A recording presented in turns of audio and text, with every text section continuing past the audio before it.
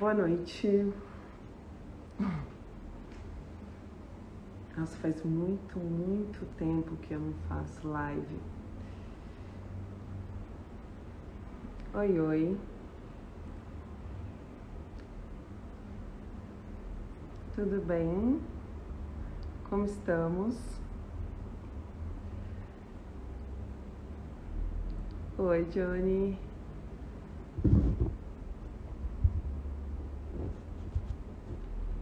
Tô esperando aqui. Oi, Laísa. Esperando aqui a Silvinha Chaquian. Essa mulher é uma potência aqui, Jesus.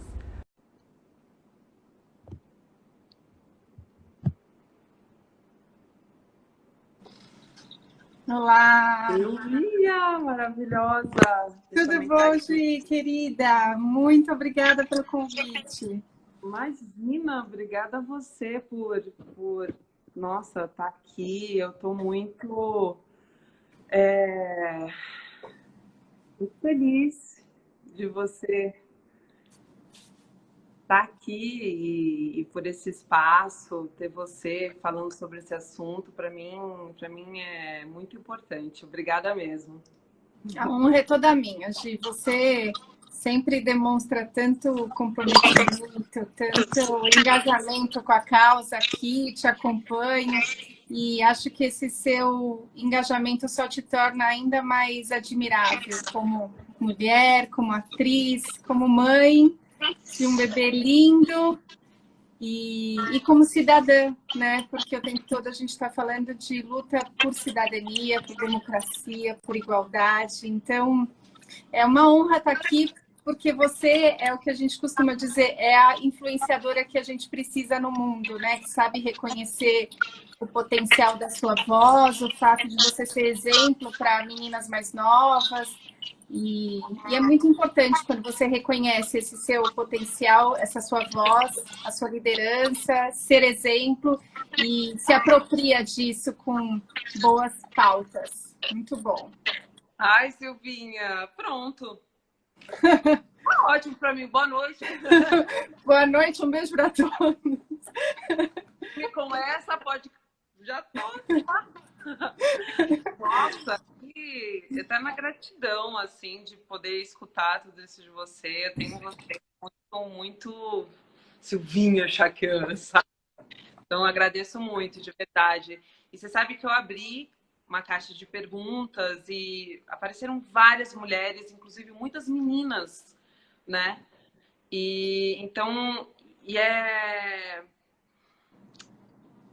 difícil, né, de acreditar, mas infelizmente até hoje esse assunto é tabu, né? Não se fala muito, quer dizer, ainda temos muito medo e dificuldade de falar sobre, né, o abuso, né, em geral contra nós mulheres. Então, as perguntas vêm muito bem da base para entender melhor, sabe? Tudo isso que a gente está passando, como o que é abuso sexual? Como a gente pode identificar o abuso sexual? Eu acho super importante isso que você está falando, Gi, porque de fato a gente tem avançado para debater mais o tema, sem dúvida, de anos para cá, a gente tem mais acesso à informação, mas essa informação ainda não chega em todos os lugares e nem sempre da melhor maneira, de uma maneira de fácil compreensão, né? Então, eu acho que a gente precisa tentar entender, e é muito especial poder falar desse assunto nesse período que a gente está atravessando, né, Gi? Porque, veja que interessante, agora nesse período de pandemia, a gente comemorou o fato de que foram as mulheres políticas, lideranças nos outros países que demonstraram competência, objetividade, né, que enfrentaram a crise assim de uma maneira muito interessante, com um olhar mais horizontal, de menos personalismo e mais foco na resolução dos problemas, ouvindo a ciência. Então, isso é muito interessante, como as mulheres demonstraram liderança política importante, exemplo para nós, mas, ao mesmo tempo, e eu que trabalho na linha de frente, ali, na lida diária com esse tipo de violência, a gente viu muito nitidamente um aumento do empobrecimento, a gente viu feminino, a gente viu um aumento da sobrecarga de tarefas domésticas e de cuidado sobre os ombros das mulheres, né? Tem um artigo até da Renata Correia muito interessante, onde ela diz que os termos dupla e tripla jornadas foram abandonados para dar lugar ao termo jornada contínua, né? Em que os limites da vida privada, da maternidade, dos limites da vida doméstica e do trabalho da mulher, está tudo tão misturado que ela só não está trabalhando quando ela está dormindo, né? E a gente viu crescer quando dorme. E a gente viu crescer o impacto da violência doméstica e familiar, infelizmente, e do abuso sexual. E, de fato, a violência contra a mulher, de maneira geral, e sobretudo a violência sexual, a gente pode dizer que ela seja uma chaga social, assim, ela é um fenômeno sociocultural que contou, historicamente, com o reforço de algumas desigualdades que foram sendo construídas e reforçadas ao longo de séculos, né? Então, é basicamente entender que houve uma construção histórica da nossa inferioridade, dos papéis sociais atribuídos a homens e mulheres, e que esses papéis sociais que também contaram com valoração social distinta, desigual, acarretaram muita discriminação e muita violência, né? Então, é triste porque isso repercute nos nossos índices terríveis de violência, estatísticas de feminicídio, estupros, assédio e abuso sexual, como você falou. E para que a gente possa reconhecer essa modalidade de violência, nem sempre ela é visível a olhos nus, nem sempre ela deixa marcas aparentes. Aliás, esse é um outro mito. A violência contra a mulher ela é cercada de vários mitos. E um dos mitos é de que a violência deixa marcas, né? O som tá ruim, Gi? Você tá ouvindo um? Eu ia te falar, a imagem, ela tá parando. Eu consigo te escutar. Deixa eu ver se eu consigo sair do 4G e entrar na minha rede. Pode ser? Um minuto. Eu tô ouvindo um eco também. Deixa eu ver se...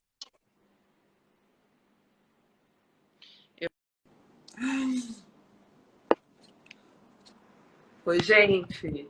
Vocês estão escutando, vendo bem? Como é que tá para vocês?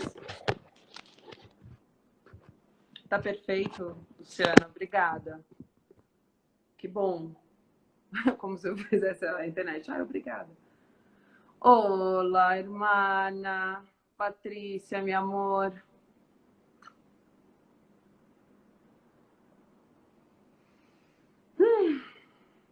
Mais ou menos, Augustinho. Vamos ver. Acho que ela voltou aqui. Vamos ver como... Tá com eco, né? Deixa eu ver aqui a Silvinha. Vamos ver. A gente vai conseguir.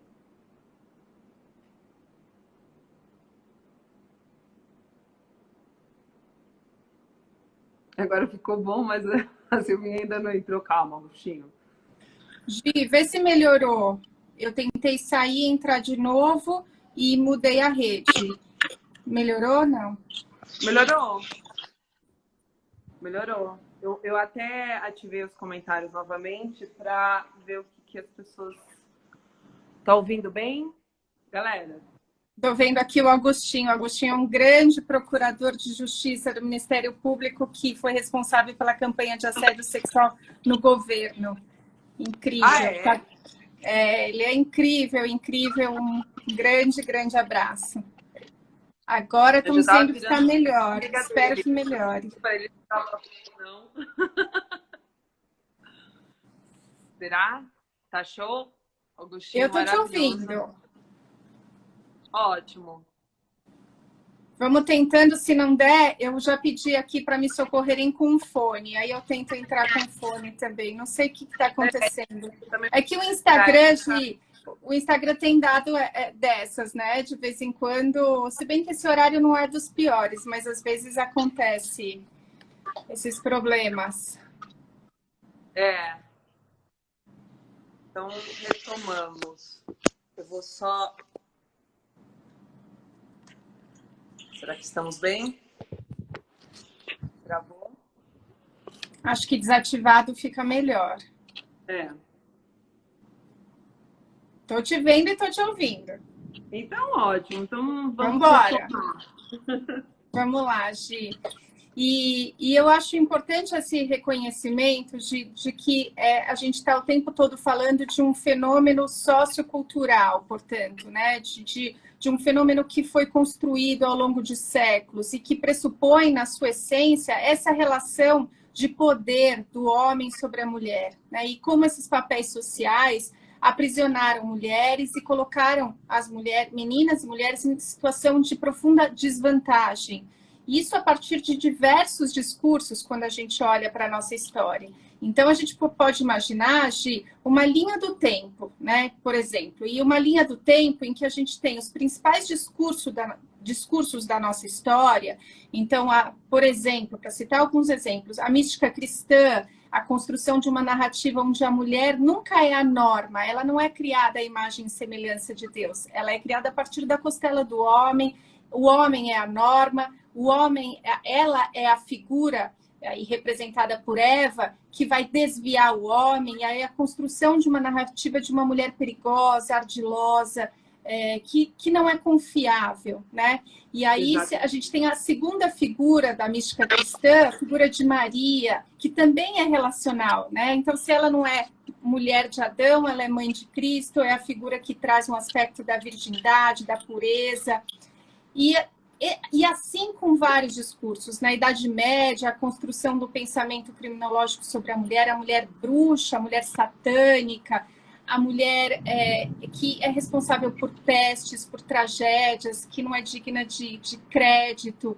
Então, é muito poderoso isso, porque o mito da mulher bruxa, lá da antiguidade, lá da Idade Média, é o mito da mulher mentirosa de hoje, né? De uma mulher que foi construída como um ser não digno de dizer a verdade, né? E a repercussão disso é na forma como as mulheres são desacreditadas hoje. Então, a gente tem vários exemplos na filosofia, mesmo os filósofos mais importantes da nossa história. Tá travando? Tá me ouvindo? Um pouquinho. Travou? Só um pouquinho, mas não, voltou. Vamos lá. Não, e para ajudar, tá caindo um temporal aqui agora. Tá caindo um temporal aqui também. Você mora falei, onde? meu Deus, agora que vai cair essa live. Mas lógico, né? Quando duas mulheres estão, né, no foco de mexer essas placas tectônicas machistas.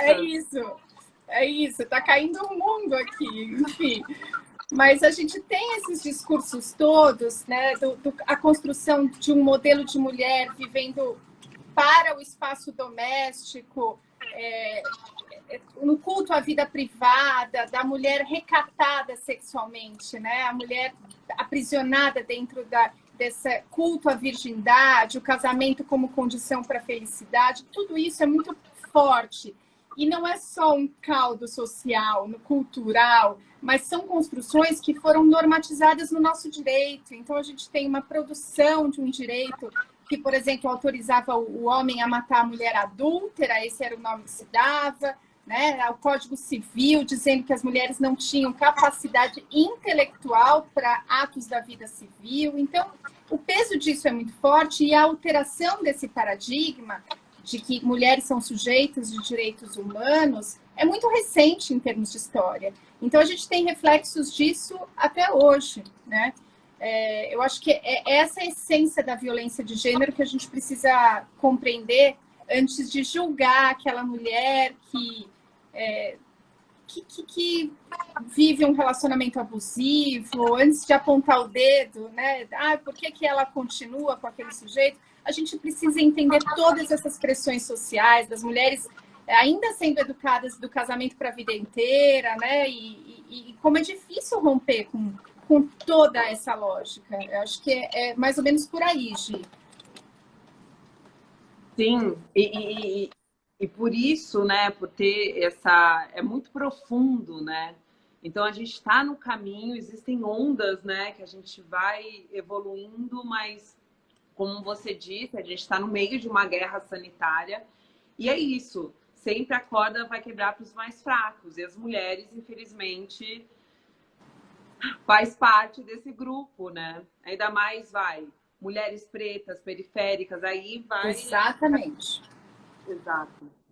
É isso, conforme a gente vai analisando a intersecção desses marcadores sociais de gênero, raça, classe, orientação sexual não hegemônica, a gente vai vendo a ocupação de lugares mais desvantajosos, né, ainda, por parte desses grupos sociais de mulheres, mulheres indígenas, mulheres com deficiência e todos esses grupos sociais de mulheres. Perfeito, é isso.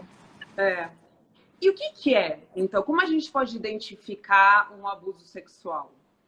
Olha, Gi, são vários indicadores. Então, como eu dizia para você, é um mito achar que a violência deixa marcas. E, sobretudo, o abuso sexual, raramente ele deixa vestígios. Quando a gente fala vestígios, são aqueles que aparecem nos tais laudos periciais, de exame de corpo de delito ou sexológico, né? Muito raro. Principalmente em meninas mais novas, crianças, o abuso sexual raramente vai aparecer num laudo sexológico, porque o abuso sexual ele compreende uma gama muito vasta de comportamentos. Não só a penetração é abuso sexual.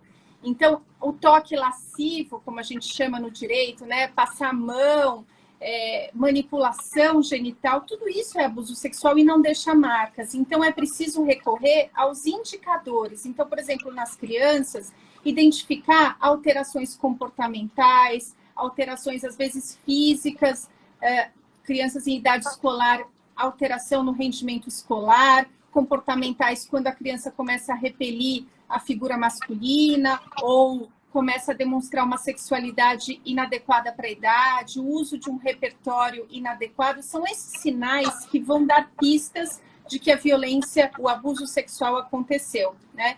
Mas é difícil identificar, não é fácil, e nem mesmo para mulheres adultas. Então, veja que interessante, no trabalho que eu faço, não é incomum que mulheres casadas não identifiquem a relação sexual dentro dos casamentos não consentida como abuso sexual, né? Como estupro.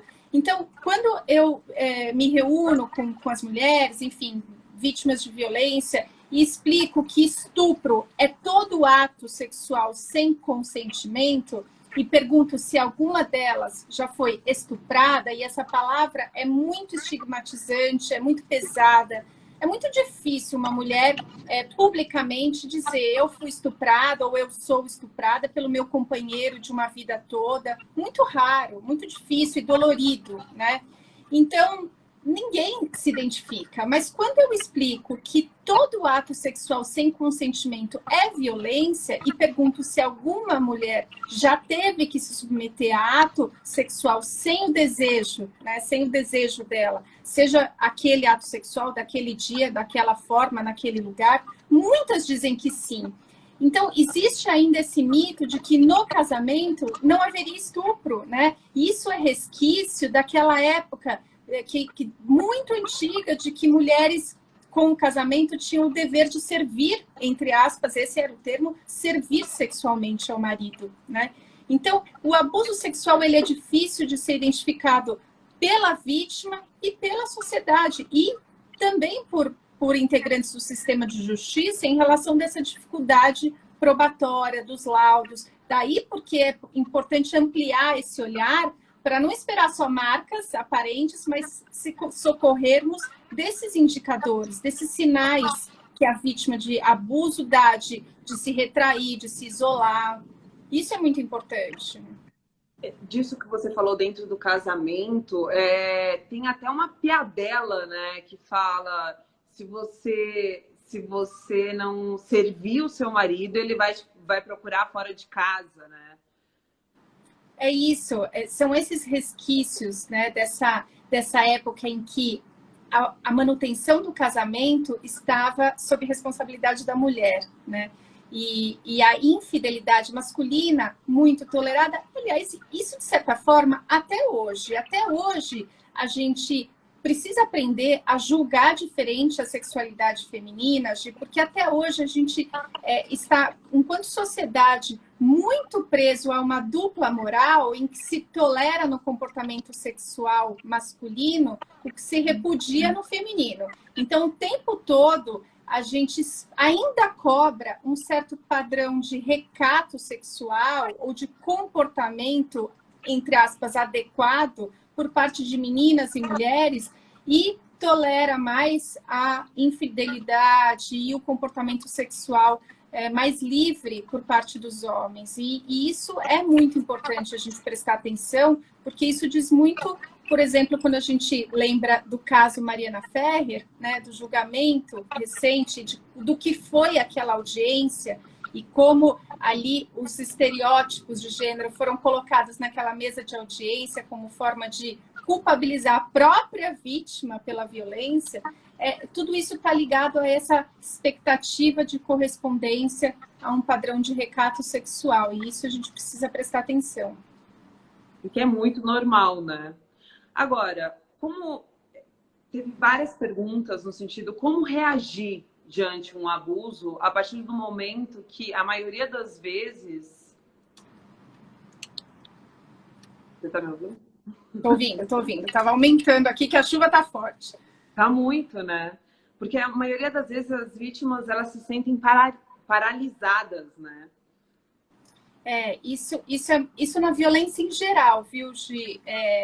De fato, existe esse outro mito de acreditar que a vítima de estupro possa reagir, gritar, correr, e o efeito congelante mesmo de paralisar é muitíssimo comum na violência sexual. E isso diz muito respeito ao tema que você escolheu para essa live, do porquê as mulheres não denunciam. Acho importante também falar sobre isso, porque isso diz respeito a todo tipo de violência de gênero, estupro, assédio e violência doméstica e familiar também. Então, o que aparece no relato dessas mulheres, dessas meninas, no meu dia a dia? Eu até fiz algumas anotações aqui para não esquecer, mas a gente está conversando aqui, então eu Tô seguindo aqui as suas perguntas que eu falei, gente, vou ter que chamar a Silvinha todas as terças-feiras. Não, vamos lá. O que aparece muito? Medo, em primeiro lugar, né? Muitas meninas e mulheres têm medo de pedir ajuda, de denunciar.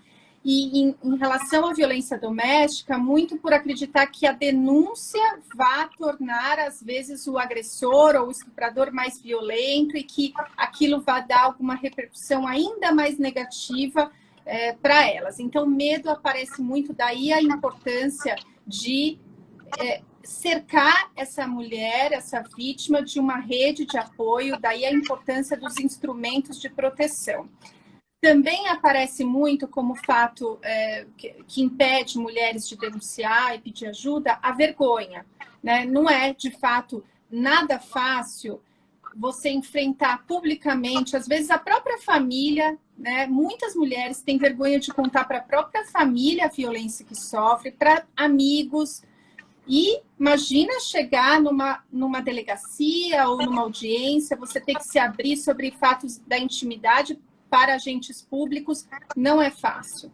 Um outro aspecto que eu acho importante é a falta de conhecimento sobre direitos, por isso que eu tenho investido tanto no meu trabalho em conscientização sobre direitos das mulheres, porque a gente precisa desde cedo, assim como a gente aprende lá na escola sobre Constituição, enfim, português, matemática, a gente precisa conhecer os nossos direitos. Isso é fundamental para que a gente possa, então, ter uma cidadania e fazer uso dela, reivindicando quais são os nossos direitos. E, infelizmente, esses direitos ainda não foram apropriados, não são de conhecimento de todas. Então, é fundamental as mulheres conhecerem não só os direitos, mas a rede de apoio, os serviços, onde buscar ajuda, né?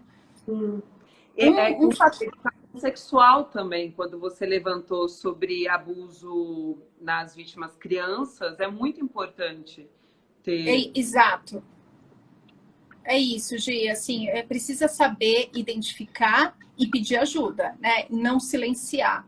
Um outro fator de mulheres adultas que aparece muito é o receio em relação aos filhos. Então, claro, nenhuma mulher se casa imaginando que vai se separar logo em seguida ou que vai criar os filhos longe do pai. Todo mundo gostaria de criar o filho próximo do pai.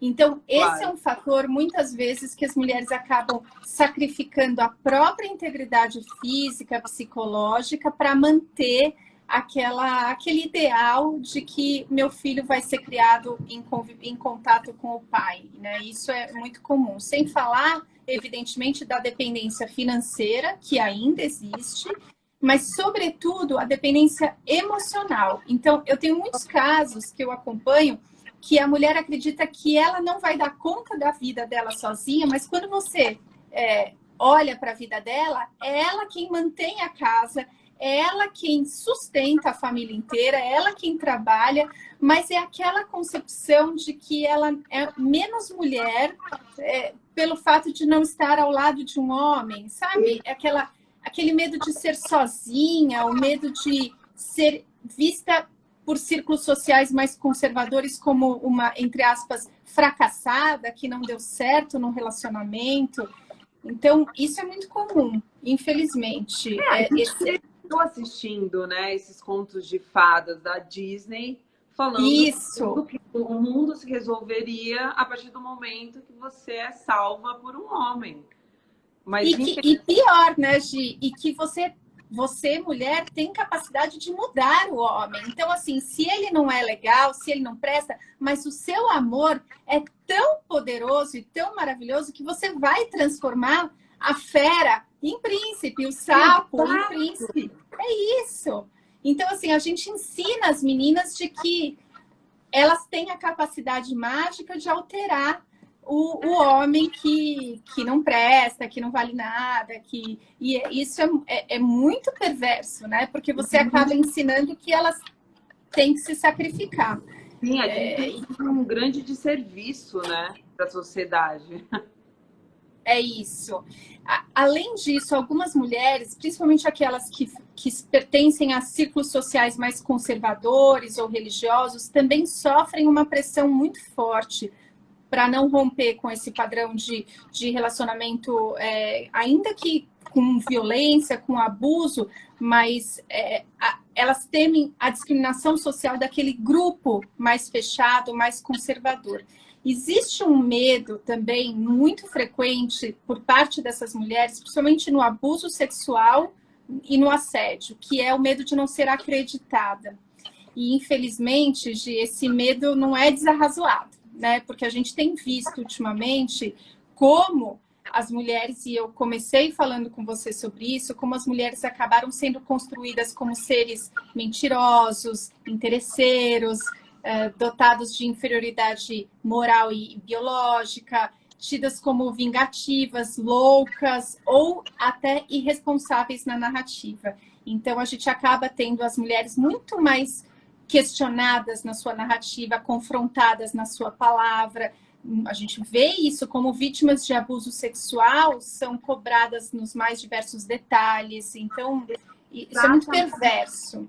É uma coisa que teve a Lisa, ela falou, o abuso de alguma forma está ligado ao poder do abusador, certo?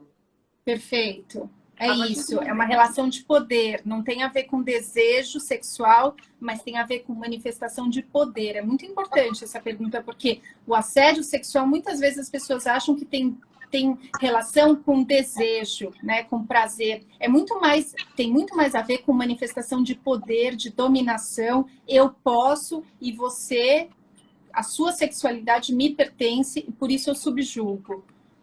E aí a gente está numa situação muito difícil. E eu, sinceramente, né? Você com certeza vai ver uma luz aí no fim do túnel. Então, a partir do momento que está ligado ao poder do abusador, como que a gente pode provar que foi abusada? Se a maioria das vezes é a palavra da vítima contra a palavra desse poderoso, né, do abusador. Como é que faz? É muito delicado isso que você está perguntando, Gi, porque, de fato, o elemento central da prova, da investigação nesses casos, que acontecem entre quatro paredes, longe do olhar de testemunhas, na clandestinidade, né? Ninguém assedia ou estupra ninguém em público. Então, obviamente, você não tem muitas testemunhas, você não tem muitas provas periciais, porque a maioria dos crimes não deixam vestígios. Então, a palavra da vítima acaba sendo o elemento central dessa investigação. Por isso é fundamental dar crédito à palavra de quem denuncia, porque aí eu acho de que a gente tem um grande paradoxo na nossa sociedade e no sistema de justiça, porque a gente desacredita muito da palavra da vítima de violência sexual, mas ela é justamente aquela que mais sofre com o estigma, é a que mais silencia estatisticamente. E aí é uma pergunta que eu sempre me faço, é que vantagem essa mulher teria de se identificar como vítima de estupro e passar por todo um calvário, porque esse é o nome, para determinados processos, como é pesado, como isso é dolorido. Então, assim, é muito perverso a situação em que se coloca essa mulher vítima de violência quando ela denuncia um episódio, no sentido de cobrar dela narrativa sem nenhuma inconsistência, sem nenhuma interrupção ou lapso de memória, porque não é assim que acontece. A vítima de violência sexual, ela tem muitas vezes uma narrativa que pode ter inconsistência, desconexão, lapsos de memória, porque isso está muito relacionado ao pós-trauma. Então, até mesmo o choro, o riso injustificado, até mesmo o silenciamento, a introversão, tudo isso pode estar relacionado ao pós-trauma e acaba sendo interpretado contra ela, né, por uma falta de conhecimento sobre a dinâmica mesmo da violência, do trauma. Então, isso é muito importante entender. Agora, evidentemente, a tecnologia tem sido uma aliada. Então, agora com o celular, com a possibilidade de filmagem, de gravação, essa coisa da prova tem melhorado muito, assim, assédio sexual, muitos casos já acompanhados de gravação feito por celular, câmeras de segurança. Então, a tecnologia tem sido um grande aliado em termos de prova, porque, de fato, o agressor, o assediador vai dizer que aquela relação foi consentida ou que ele não fez absolutamente nada e ela é uma interesseira, uma louca. Geralmente, as teses defensivas são sempre essas, né? Que elas são loucas, né? Elas são loucas. Existe realmente alguma lei que protege as vítimas? Sim, assim, certeza. A gente tem que tomar cuidado, às vezes, com esse discurso. Eu sei que, às vezes, alguns fatos chocam e trazem muita revolta coletiva nas redes, como o caso da Mariana Ferrer. A gente fica muito desestimulada, mas tem muito avanço que precisa ser reconhecido. Eu sou promotora de justiça há 21 anos. Eu trabalhei muito com violência contra a mulher antes da Lei Maria da Penha, antes das medidas protetivas, e sei a diferença que isso faz. Então, sim, existem leis capazes de proteger, a gente precisa avançar, mas evidentemente a gente está aqui o tempo todo falando de um fenômeno social, que o direito penal exclusivamente, as leis, ou o próprio sistema de justiça, não dá conta de resolver tudo, né?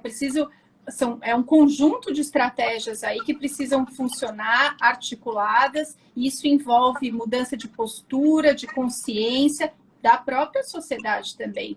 Então, políticas públicas, educação, mas sim, as leis funcionam, tem que funcionar, a gente precisa acreditar, porque a gente já viveu uma era em que esses casos eles eram banalizados demais na justiça, né? Aplicava-se cesta básica, não tinha resposta penal, e a gente não pode retroceder um passinho, nenhum passo nessa questão da garantia dos nossos direitos, né? Exemplo, tanto 3 mulheres levantaram um ponto, a Sueline, a Aline e a Renata, porque a medida protetiva não protege as mulheres. É importante, porque existe essa sensação, né, de que não protege. E aí, eu preciso explicar que a medida protetiva, ela é uma ordem judicial para que o agressor se afaste do lar, para que ele não se aproxime da mulher.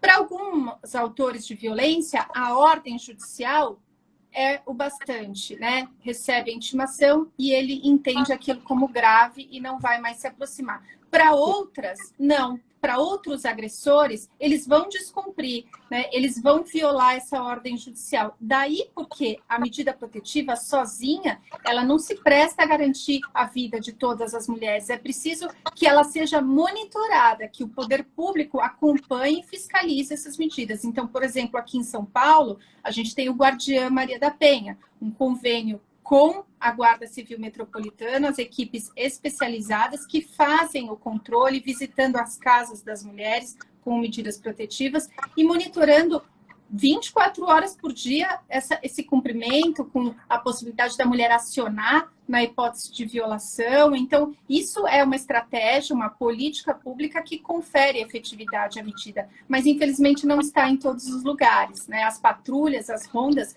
são um instrumento muito poderoso para a fiscalização das medidas, mas é preciso que isso esteja em todos os territórios, né? Tipo, a Railânia que ela falou, porque a maioria das vezes os abusadores fazem parte da família. Isso é terrível, estatisticamente é isso. Muitas meninas, eu fiquei muito chocada, assim, muitas meninas, tem várias aqui que chegaram e falaram que... Teve uma que levantou e falou, olha, eu falei para minha mãe, a minha mãe desacreditou. Então é muito difícil, né? Porque as vítimas, quando elas sentem coragem de falar, né? De acusar, de denunciar o abusador, a maioria das vezes a família vai contra a vítima. Gi, e você sabe que isso é determinante, porque como você bem colocou, é tão difícil dar esse primeiro passo, né? É tão difícil conseguir quebrar o silêncio, buscar ajuda. E aí, quando essa menina ou mulher consegue dar esse primeiro passo, a primeira resposta que ela recebe, seja da família, seja de um equipamento público, de um agente público, essa resposta ela pode ser determinante para que essa menina nunca mais busque ajuda, né? Para que ela nunca mais acredite que ela pode mudar aquela situação de violência. Então, é a chamada rota crítica, né? Que é o conjunto de respostas que as vítimas vão recebendo ao longo desse caminho de busca por ajuda. Então, é muito triste que a própria família não seja amparo e acolhida para essas vítimas, porque, de fato, é dentro de casa. Estatisticamente, a casa é o lugar mais perigoso para as meninas e mulheres do nosso país. Assim, a pandemia demonstrou como casa não é sinônimo de lar para milhares de meninas e mulheres, muito pelo contrário, é espaço de medo, de insegurança, de abuso, violência. Então, o que eu posso dizer para essas meninas? Que elas busquem ajuda. Se não houve amparo dentro da família, que busquem os equipamentos da rede psicossocial, públicos do seu município, da sua cidade. Aqui na região central daqui de São Paulo, a gente tem a Casa da Mulher Brasileira, que é um centro integrado, com serviços diversos, com acolhida por parte de psicólogos, de assistentes sociais. Não silencie, busque ajuda, né? Porque, infelizmente, o silêncio contribui para a impunidade desse abusador, perpetua a violência em relação a ela, vítima, e em relação às outras meninas e mulheres, porque, infelizmente, é dos crimes com maior índice de reincidência também. Duas meninas me procuraram, elas não quiseram falar o nome, logicamente, elas falaram, como que eu posso falar para os meus pais que eu estou sendo abusada por um amigo deles? Como que eu posso falar para? Como que eu posso falar para os meus pais que eu estou sendo abusada por amigo deles? Tem que falar, tem que falar, tem que falar, tem que conversar, tem que explicar a situação, e se não houver a acolhida, buscar ajuda fora, da rede social, comunitária, amigos e dos equipamentos especializados de acolhida. Não pode, o silêncio é a pior escolha nesses casos. E a violência sexual, ela deixa traumas, alguns perceptíveis, identificados num primeiro momento, a curto prazo, mas outros a longo prazo. Então, precisa de atenção, acolhida, acompanhamento, porque é uma violência, é das mais devastadoras, é das que mais deixa traumas e infelizmente, muito, muito persistente na nossa sociedade, né? Principalmente com crianças e adolescentes. A Marcela, a Bia, ela perguntou, é possível ligar para 180 apenas para pedir orientação sem denunciar? Claro que sim. O 180 é para denúncia, mas também para busca de serviços e pedido de orientação sobre violência doméstica, familiar, estupro, formas de violência, aos crimes mais comuns, onde buscar ajuda. Não necessariamente você precisa denunciar. É importante fazer essa distinção. E o 190 é para situações emergenciais, daquela violência que está acontecendo. Então, se você sabe de alguém que está sofrendo violência, você mesmo ou outra pessoa, uma vizinha, um parente que precise de socorro emergencial, urgente, 190 e não 180. Não 180, né? Isso. Tá. Isso. 180 é para denúncias, inclusive anônimas, não necessariamente por parte de quem está sofrendo a violência, e também, como ela colocou, busca por ajuda. Sim. Vou só levantar mais esse caso que você falou no início também sobre relacionamento. Marcela, ela está sofrendo um abuso psíquico. Ela sofreu no último relacionamento e ela perguntou como que ela pode provar isso judicialmente. Existe uma distinção aí de complicada, que é o seguinte, eu até escrevi recentemente com mais duas queridas parceiras um artigo só sobre relacionamento abusivo e sobre a distinção entre violência e crime. E isso nem sempre é fácil de entender, né? Mas existe uma gama grande de comportamentos tidos como abusivos, né? Tóxicos, alguns falam. Nos Estados Unidos, os casos mais graves são denominados de terrorismo doméstico. Existe uma gama bem grande de condutas dentro desses relacionamentos que significam violência, que deixam traumas, mas que não necessariamente todos serão tipificados, previstos como crime no nosso Código Penal. Para que alguém seja processado criminalmente, ele precisa ter praticado uma conduta que seja prevista no Código Penal ou numa lei penal como crime. E nem sempre essa tradução é simples e é fácil. Existem muitos comportamentos que são imorais, repugnantes, antiéticos, mas que não têm correspondência nos crimes do Código Penal. Então, quando a gente fala de violência física, por exemplo, no Código Penal você vai ter lá a lesão corporal, o vias de fato, que é quando não deixa marca. Na violência psicológica a gente tem a ameaça, a perseguição, né, a perturbação à tranquilidade, e por aí vai. Não necessariamente todo comportamento de controle, de imposição de situações humilhantes e até degradantes para a mulher no relacionamento vão encontrar o correspondente no Código Penal. Então, é importante atentar para isso. Obviamente que a gente tem as outras estratégias de indenização, de reparação civil e até dos crimes de ação privada, crimes contra a honra, mas não necessariamente, e eu falo isso porque às vezes é uma expectativa de que a justiça penal vai dar conta de todos esses comportamentos abusivos e não dá conta, tá? Mas é importante estar atento, e foi muito importante a pergunta dela, para estar atento a esses sinais. Talvez uma estratégia importante que eu poderia colocar aqui para ela seja recorrer, porque esses comportamentos deixam danos psíquicos, emocionais, né? Causam abalos emocionais, que muitas vezes são possíveis de serem identificados em laudos e relatórios psicológicos. Então, isso é uma forma de comprovar aquele, entre aspas, terrorismo doméstico, né? O controle, o abuso verbal, quando essa conduta mina a capacidade de autoestima da mulher e causa danos emocionais de tamanha importância que causaram transtornos mesmo, emocionais, de transtornos de síndrome do pânico, de depressão, e isso é possível identificar, tá? Então, é muito importante a pergunta dela, e é importante a gente estar atento a esses sinais de relacionamentos abusivos, né? Onde estabelece-se uma relação de controle o tempo todo.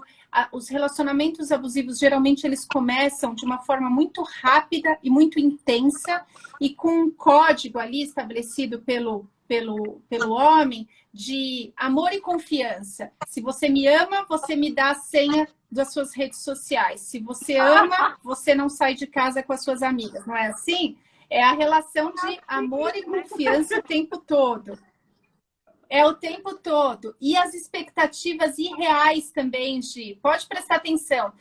Quando o sujeito começa com esse discurso, você é uma mulher perfeita, você é uma mãe perfeita, você é a responsável pela minha felicidade, eu jamais seria feliz com outra mulher, essas expectativas irreais colocam uma responsabilidade muito grande sobre a mulher e uma expectativa que será frustrada. E quando for frustrada, a resposta também vem na mesma intensidade, né? Um outro aspecto importante desses relacionamentos para a gente ficar de olho é o isolamento. É muito frequente que haja o isolamento da mulher, da família, dos amigos, das amigas. Então, o sujeito começa a dizer que ninguém presta, as amigas não prestam, a irmã é uma péssima influência, a mãe é uma víbora, e ele começa a isolar essa mulher de toda a rede comunitária e social dela, né?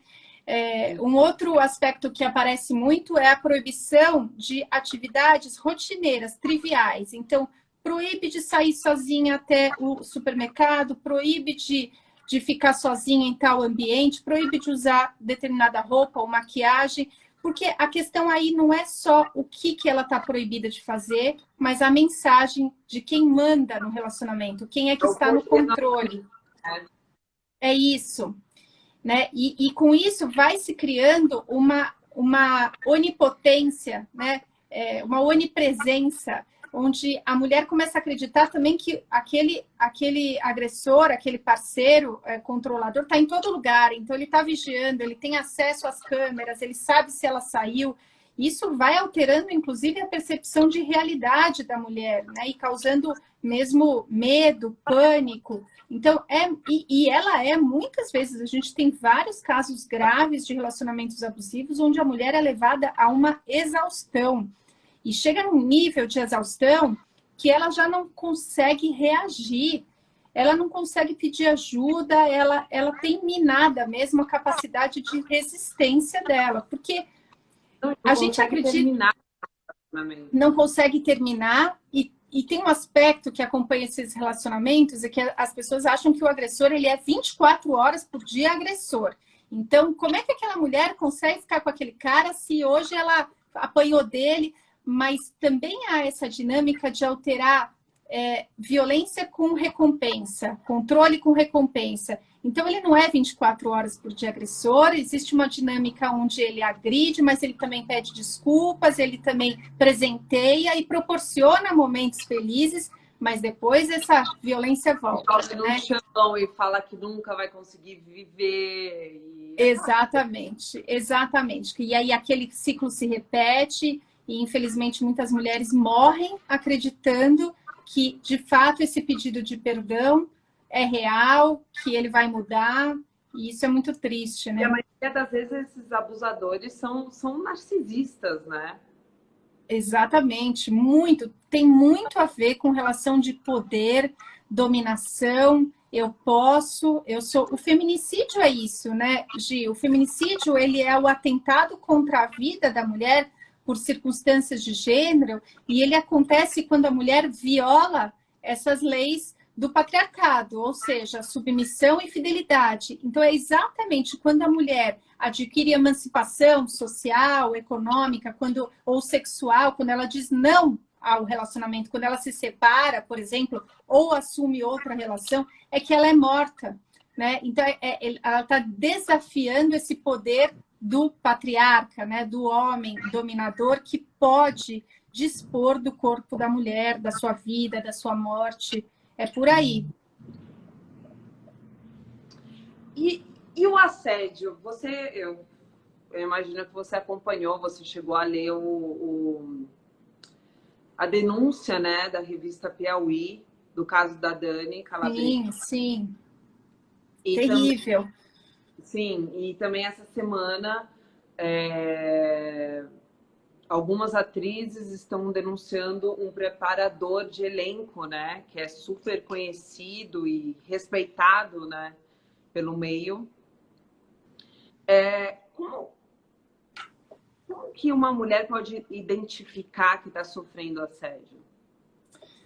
Gi, ela identifica, viu? Porque existe uma palavra que está presente em todas essas condutas de assédio, que é o constrangimento. É quando a vítima se sente constrangida, é que ela tem a certeza de que aquilo não foi uma paquera, não foi uma simples piada, não foi um gesto de elogio despretensioso, mas foi assédio. Então, se a mulher se sentiu constrangida, com medo, se ela temeu perder o seu emprego ou o seu papel, né, ou a sua chance de promoção ou de conseguir uma posição na empresa, se ela temeu isso em razão daquela postura, ela foi assediada, né? Porque o autor do assédio, e por isso o assédio é tão perverso, e quando a gente lê a matéria da Piauí, vai dando uma sensação de impotência, porque é isso, e de revolta, né? Porque é isso, o assediador, ele é tão perverso que ele se vale não só do atentado contra a dignidade sexual da mulher, é aviltante, né?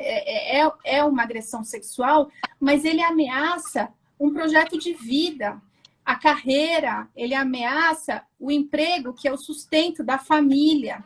Então, essa é a lógica do assédio. E por isso as mulheres silenciam e temem represália, porque nem todos esses espaços onde o assédio acontece estão preparados para os canais de denúncia e de políticas de não retaliação também. Né? Porque não basta criar um canal de denúncia se essa mulher vai ser retalhada, se ela vai ser estigmatizada, se ela não vai ter a intimidade dela preservada, porque ninguém quer ser exposta. Aliás, a Dani Calabresa fala isso. Eu não quero ser conhecida como uma vítima de assédio. Eu tenho minha carreira, eu tenho meu nome, e é muito importante o que ela fala, porque ninguém quer ser estigmatizada como aquela lá que foi vítima de assédio. Quem tem que ter esse estigma é quem assedia. É ele. Ele é que é o que tem que ficar estigmatizado. A gente precisa deslocar essa lógica um pouco, né, de quem a gente aponta aí como relacionada a um episódio de violência. E é muito importante esse movimento, e vejo como positivo, as mulheres falarem e se apoiarem, porque é isso. Isso que eu ia te perguntar. É isso, Gi. Porque você vê a pergunta da sua seguidora, quando ela fala como é que a gente prova, o fato de muitas mulheres falarem juntas robustece a prova absurdamente. Mulheres que não se conhecem, que têm a mesma narrativa e que reproduzem ali um comportamento que tem o que a gente chama no direito do mesmo modus operandi, né? Aquilo é muito significativo em termos de prova. Uma falou, ok, outra falou, outra, opa, muda de... Exatamente, a gente tem vários exemplos, né? Então, é um movimento positivo, sem dúvida. Então, é muito importante nós mulheres a gente falar sobre as violências que a gente passa, que a gente passou, porque assim a gente vai remetendo gatilhos nas outras mulheres. Exatamente. E é saudável a gente falar das nossas dores. É saudável, tem para muitas até um poder mesmo de cura, se a gente puder usar essa palavra, de minimização dos danos da violência, né, de resgate, de se reconhecer. E isso tem sido muito feito nas redes sociais. Às vezes as mulheres compartilham relatos de dores, de experiências traumáticas, não com o intuito de denunciar, mas com o intuito de serem ouvidas, acreditadas e apoiadas por outras, e com o propósito de alertar também. E isso tem sido muito positivo, né? De reconhecer que não está sozinha e alertar outras mulheres sobre esses comportamentos. A Marilza perguntou aqui, até quanto tempo após o assédio eu posso denunciar? Agora, Gi, agora que eu digo desde de 2018, setembro de 2018, não há mais o chamado prazo decadencial de 6 meses. Antes exigia-se 6 meses para essa denúncia dos crimes sexuais. Agora, todos os crimes sexuais podem ser processados a qualquer tempo, portanto, não há mais prazo para essa denúncia. Evidentemente que, em termos de prova, quanto mais cedo, melhor. Tá? E lembrando que nos casos de estupro, ainda que a mulher não denuncie no sistema de justiça penal, delegacia, BO, num primeiro momento, que ela queira pensar e se preparar para isso, mas é fundamental que o sistema de saúde ela recorra em no máximo 72 horas, porque aí entra a importância do atendimento médico, das lesões, da profilaxia para as doenças sexualmente transmissíveis, do acesso à interrupção legal de gravidez na hipótese de gravidez decorrente de estupro. Então, aí tem outras medidas que precisam ser manejadas em 72 horas, tá? Então, só para deixar claro, ela pode denunciar no sistema de justiça criminal a qualquer tempo, mas na hipótese de violência sexual é importante procurar o sistema de saúde em primeiro lugar e rápido. A Magali levantou aqui, por que você acredita que muitas mulheres desqualificam tanto o abuso de outras mulheres? Porque não necessariamente... Veja, para você reproduzir sexismo, você precisa ser homem, né? Porque homens e mulheres são, muitas vezes, educadas nessa nossa sociedade tão patriarcal, de expressão machista, e também podem reproduzir muita violência contra a mulher. Então, não é uma questão que está só relacionada ao sexo masculino, né? Infelizmente, mulheres também foram... a violência ela é aprendida, né? E o sexismo também, a discriminação contra a mulher também. Então a gente vê mulheres em postos de poder, de expressão, reproduzindo sexismo o tempo todo nas suas políticas, nas suas narrativas. E isso para mim é o que há de mais triste nessa luta de... Nossa, muito. É o que há de mais triste, mas é isso, a gente precisa encarar e saber reconhecer e enfrentar.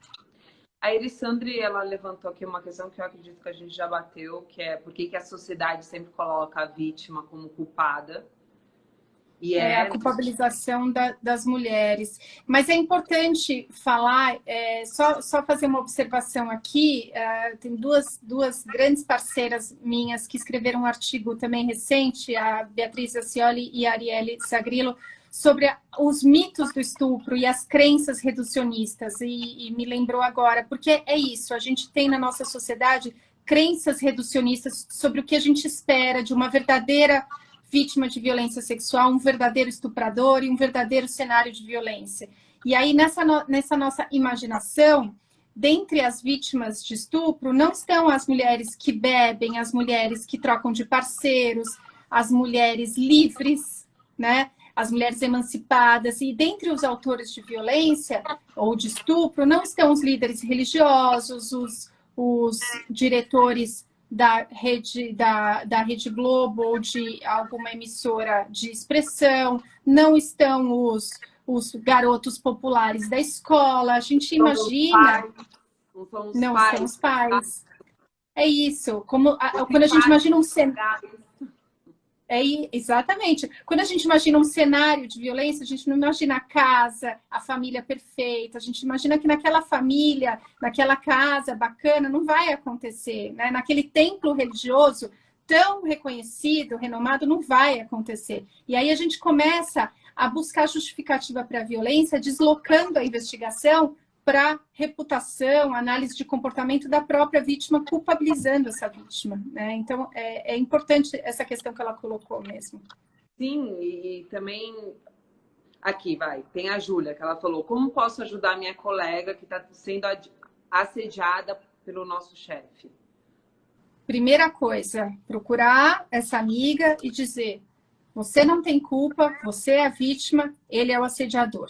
Você não está sozinha. Estou vendo que a Mafone, minha querida amiga, está assistindo a gente, que ela mandou mensagem aqui, e ela fala muito isso, né? Você não está sozinha. O que é que eu posso fazer para te ajudar? E eu vou te ajudar, eu vou estar do seu lado. O que a gente vai fazer para demonstrar esse assédio? Será que é possível a gente fazer uma gravação? Eu sou sua testemunha, eu sei o que está acontecendo, porque, veja, a testemunha não é só aqui.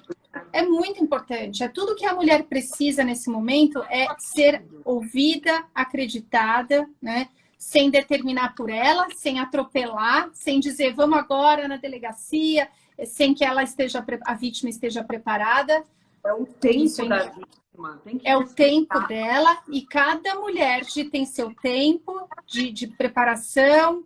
É difícil romper uma relação, e é difícil num ambiente de empresa, de trabalho, você se colocar nessa situação de denunciar um chefe, um colega de trabalho. Então, o que essa amiga pode fazer é oferecer ajuda, em primeiro lugar, dizendo: você não está sozinha, assédio é crime, o que ele está fazendo com você é errado, e nós vamos te ajudar. Lá no início da live você falou, Silvinha, um pouco sobre o porquê que as vítimas têm medo de denunciar seus abusadores. Aí você levantou três pontos, agora eu esqueci, que foram... Olha, são vários, mas isolamento, medo, vergonha, dependência emocional ou financeira, a crença de que ele vai mudar, né? Aquela que a gente conversou: eu vou transformar esse homem. Um outro fator, a questão dos filhos, muito frequente, vergonha, medo da discriminação social. É muito comum também que a mulher acabe buscando justificativas em fatores externos. Então, ela culpa o álcool, a droga, os problemas financeiros, quando, na verdade, o problema da violência contra a mulher é muito maior que isso, né? Obviamente que esses são gatilhos, eles potencializam a violência, mas eles não são a causa da violência. Então, é comum que a mulher também tente minimizar, principalmente no início. Não, mas não foi tão grave assim. Grave é aquilo que acontece na casa da vizinha, não com ela, né? Não com ela, não vai ser nada tão grave. Mas, como eu disse para vocês, para você, infelizmente, esse ciclo de violência, ele tende a se repetir sem uma intervenção externa, e essas mulheres acabam morrendo, muitas delas. Se não preciso dizer o ranking, as estatísticas de feminicídio no nosso país, né? E tudo isso, o trauma é tão... atravessa tanto, né, as vítimas de uma forma que, como você disse, é uma corrente, né? Que se você não cuida, se você não é assistida, e se você não trabalha, realmente você leva como corrente, né? Você atravessa toda uma vida com os traumas ali pesando.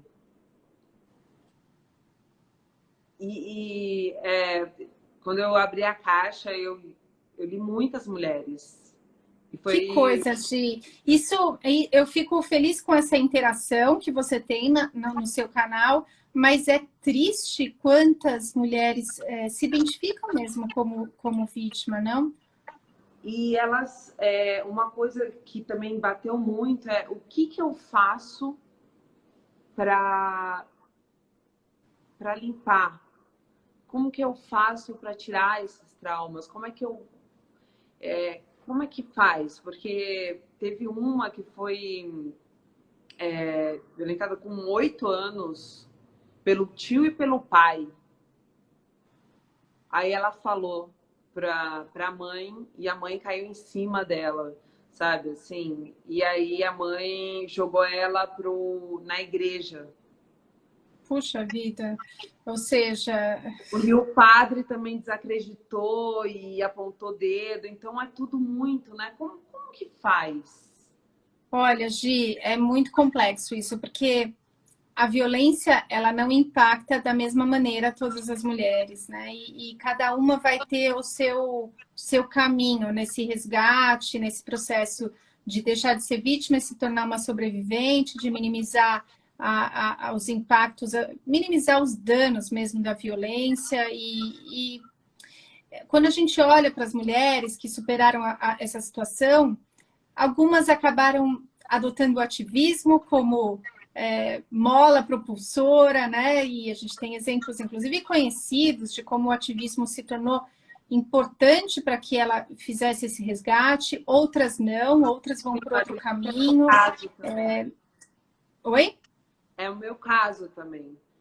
É isso, cada uma, assim, cada uma tem sua história, reconhece a sua importância nesse papel, nessa luta, de uma maneira, e vai buscar esse resgate, mas o mais importante, assim, que eu acho todas precisam buscar ajuda, sempre, independentemente de denúncia, buscar ajuda, né? Não silenciar, não guardar isso, buscar ajuda profissional mesmo, ou de parentes, de amigas, de uma rede comunitária, social, mas não ficar sozinha, não sofrer calada. Eu acho que isso é muito importante, né? Positivo que você falou também tem tantas páginas, né, nas redes sociais. Muitos canais de compartilhamento mesmo de dúvidas, de buscar amparo psicológico, social, muitas redes de meninas, né, que acabam se amparando. É tão interessante isso, essas redes de discussão, de apoio, de compartilhamento de experiências, que tem um papel curativo mesmo, né? E acho que isso é muito positivo desses avanços dos últimos anos. Eu acredito que é muito potente, assim, porque a gente vai diminuindo esse monstro, né, que é a cultura do estupro, né? E a gente Exatamente. E basta, não dá mais para os nossos corpos ser sempre objetificados, né? É sempre isso. Isso é muito difícil a gente atravessar esse caminho sozinha. Então é muito importante realmente a gente falar sobre além da gente se ajudar, a gente está ajudando a próxima que está lendo, né? E é tão bom, é tão gostoso. A militância proporciona tantos contatos, tanto crescimento, tanto conhecimento, né? Assim, quando eu comecei a trabalhar, eu tinha uma visão do trabalho do enfrentamento à violência contra a mulher que é completamente diferente do que eu tenho hoje, que eu tenho a oportunidade, eu chamo de oportunidade e privilégio de estar em contato com grupos de mulheres tão diversos da minha realidade, a minha realidade tão privilegiada, né, de mulher branca, que está numa instituição que representa uma parcela de poder importante no nosso país. E aí eu me aproximo de mulheres que têm uma outra realidade tão diferente da minha e cresço tanto com isso e aprendo tanto. E isso assim, eu acho que trabalhar com direitos humanos é isso, muda a sua visão de mundo, muda a forma como você cria seus filhos, você educa, e sem reprodução de estereótipos, ou pelo menos tentando não reproduzir, e isso é tão positivo. Eu acho que a militância é um presente, assim. Empatia, né? É uma empatia muito latente, né? É isso, Gi. Ai, Silvinha, agradeço muito, muito. Eu que te agradeço. Olha, eu com conexão ruim aqui, com chuva e tempestade e raio, eu amei essa live, porque você é luz, Gi, você é essa pessoa deliciosa, linda, engajada. Eu nunca me esqueço de uma apresentação que você fez num Prêmio Viva, que você estava assim, uma deusa, que eu falei, gente, que mulher é essa? E desde então não larguei mais, né? Ai, Silvinha, eu te agradeço muito por sempre estar me acolhendo, agradeço muito da sua presença, de você estar aí na luta, sempre nos abraçando. Muito obrigada pelo seu tempo, muito obrigada por nos abraçar aqui. Eu te agradeço. Gratidão. Eu te agradeço muito, amei te ver. E eu quero muito poder fazer uma live sem parar tanto essa câmera. Vamos, a gente vai fazer outras com melhor conexão, sem travar. Vamos Tá. sim. Muito obrigada. Mas fomos persistentes. Foi muito bom, Gi. Foi, a gente foi até o final. Beijo, Assim tem que ser. Obrigada a quem assistiu. Muito obrigada pelo Obrigada, tá todo mundo aí. Obrigada pela audiência. Muito bom, Gi. Beijo. Beijo. Tchau. Tchau, tchau.